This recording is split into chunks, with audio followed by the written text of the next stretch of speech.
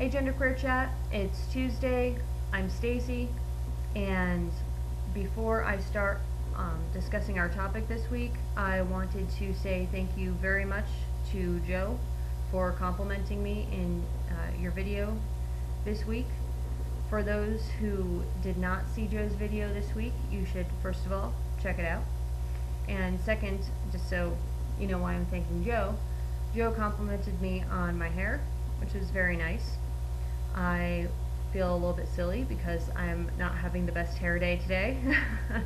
It's not really doing what I want it to do, but that was a very nice compliment.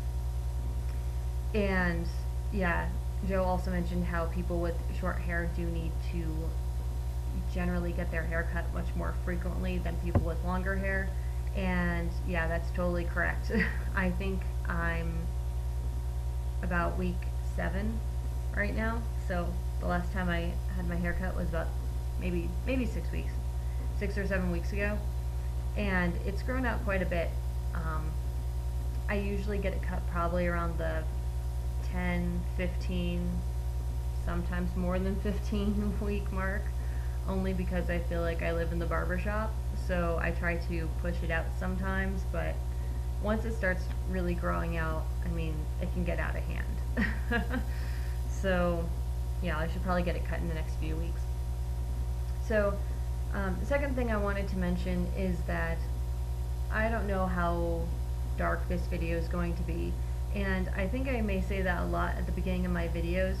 That's because I have a very dark apartment, and when it's late in the day and or overcast outside, it's really hard to get decent lighting in my videos.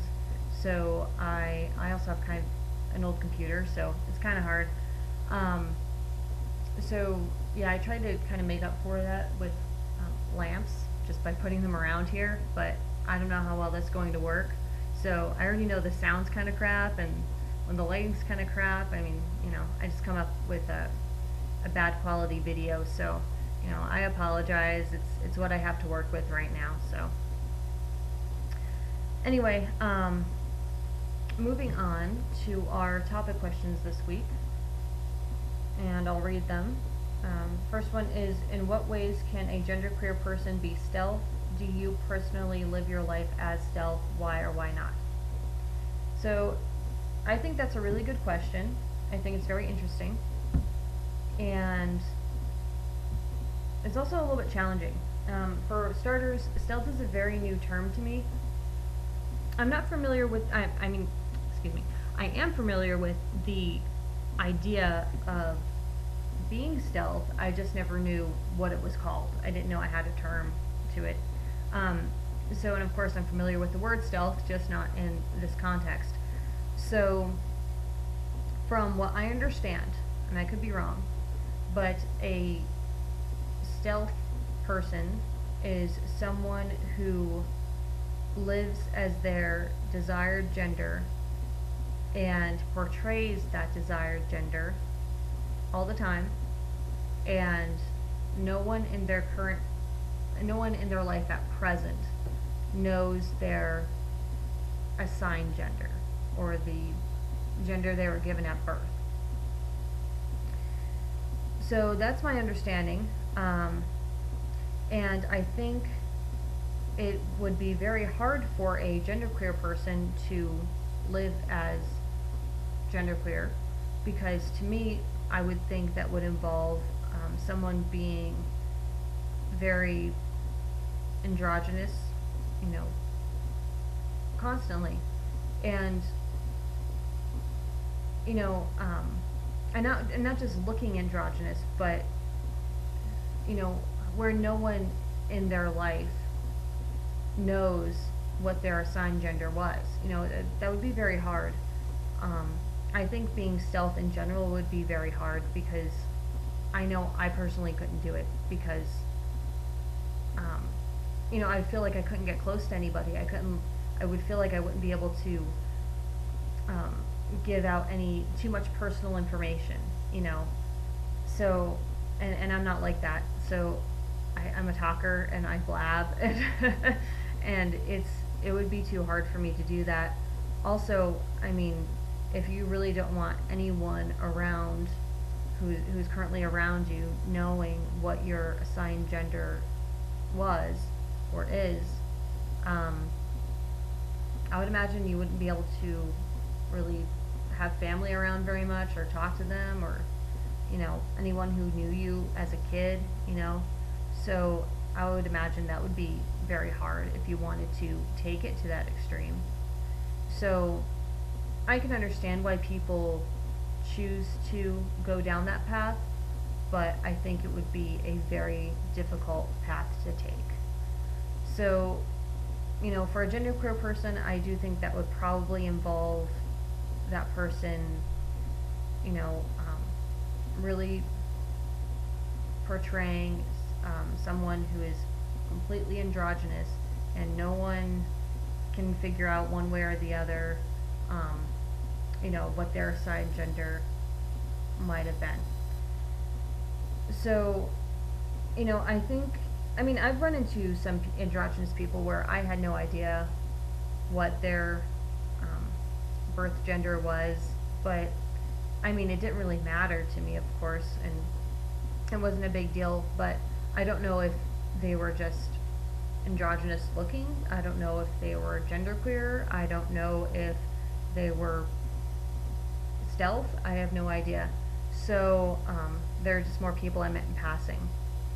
I will say that I did find a YouTube channel, and I apologize, I don't watch it anymore, and I don't remember who owns the channel, but it is somebody who is very androgynous, and they never let on what their birth gender was, but they do mention that they started to transition to the opposite gender and kind of stopped halfway, and with the surgeries and hormones and whatnot, and felt more comfortable being genderqueer and androgynous, and that's where they decided to stay, which is great, but you never know what their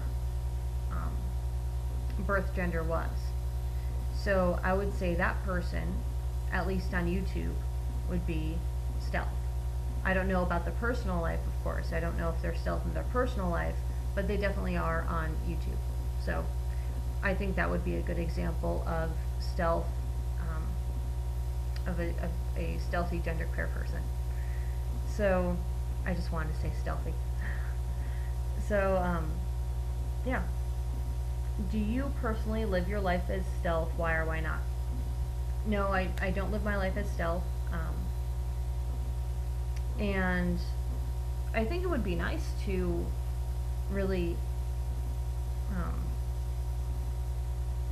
I don't think, again, like I said, stealth would be, to me, a very difficult path to go down, and I personally don't think that that would be a good option for me on a personal level, but I think it would be cool to,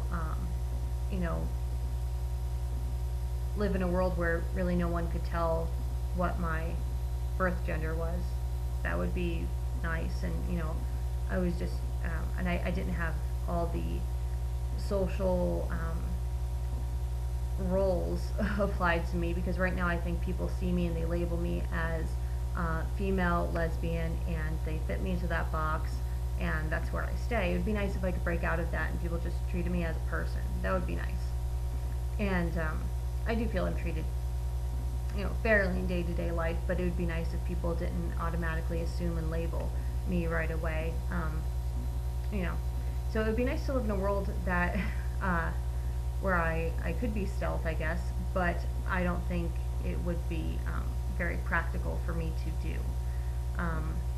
I know that there was a news article a while ago where some parents, I guess it was a big to-do. I don't know if anything's come of it since, but I guess they didn't want to release the gender of their child, and they wanted to raise their child as very gender neutral, which is very respectable and completely fine. That's their own personal private information, but they got a lot of media attention about it. So I would assume that that child may be living stealth now, just as a result of that. And I think that that's would be. I'm very interested in that, and I think that that's an interesting way to raise your kid. Very, I think it's a good way to raise your kid personally. But yeah, I don't think it's for me, at least not at this point in my life. And I do try to present as androgynous, at least just style-wise and the way I look, just because that's how I feel comfortable. I'm not trying to be stealth. I just feel comfortable this way. I feel like this is an accurate portrayal of who I am. So I feel that the outside matches the inside. So I guess that's as stealth as I get, but which is not very much at all. So yeah, wow, I yammered on about this for a lot longer than I thought. We're reaching 11 minutes now. So I'm going to wrap this up with the bonus question, which is, what is your favorite smell? Really quick, my favorite smell is, there is a Bath and Body body spray, and it's aloe and clove, and there's also some charcoal soap that a little soap shop called The Soap Shop in Colorado makes, and it's the mixture between that bar of soap and the aloe and clove body spray. So the combination of those two is probably my favorite smell. So, alright, that's it for this week. I will talk to you guys next week, and yeah, I'll see you.